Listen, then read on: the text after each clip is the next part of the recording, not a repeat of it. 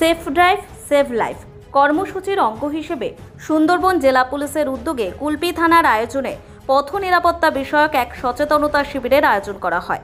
উক্ত কর্মসূচিতে পথ চলতি ও চালকদের মধ্যে পথ নিরাপত্তা বিষয়ক নিয়মাবলী এবং দুর্ঘটনা এড়াতে নিরাপদে রাস্তা পারাপারের প্রয়োজনীয়তা সম্পর্কে বিস্তারিতভাবে আলোকপাত করা হয়। পাশাপাশি বাইক আরোহীদের হেলমেট ব্যবহারে উৎসাহিত করতে তাদের হেলমেট প্রদান করা হয় কুলপি থানার তরফে।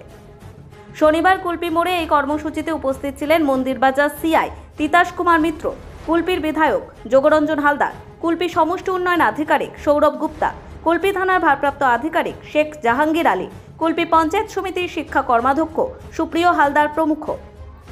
এদিন পথ নিরাপত্তার বার্তা নিয়ে কুলপি জনপ্রিয় হাই স্কুলের সামনে থেকে কুলপি বিডিও অফিস হয়ে 117 নম্বর জাতীয় সড়ক পরিক্রমা করা হয়। এই পরিক্রমায় আধিকারিকদের সাথে পা মেলায় পুলিশ কর্মী, সিভিক ভলেন্টিয়ার্স এবং স্কুল পড়ুয়ারাও। হেলমেট পরা কত গুরুত্ব, গাড়ি আস্তে চালানোর কত গুরুত্ব, বাড়ির আত্মীয় প্রিয়জন কেউ যদি হেলমেট না পরে এবং 4 চাকা গাড়িতে সিট বেল্ট না পরলে কী ক্ষতি হয়, এ সমস্ত একাধিক বিষয় নিয়ে আলোচনা করা হয়। প্রশাসনের তরফে প্রায়ই বিভিন্ন জায়গায় বিভিন্নভাবেই সচেতন করা হয়ে থাকে, তবুও কোথাও এই সচেতনতাকে বুড়ো আঙুল দেখিয়ে বেপরোয়া বাইক চালানোর ঘটনায় মৃত্যুও ঘটে। যদিও পুলিশ প্রশাসন এত সচেতনতা শিবিরের আয়োজন করে কিছুটা হলেও কমাতে পেরেছে পথ দুর্ঘটনা।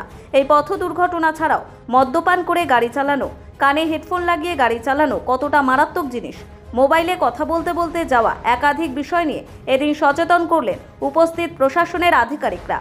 ব্যুরো রিপোর্ট, নিউজ দিগন্ত বার্তা।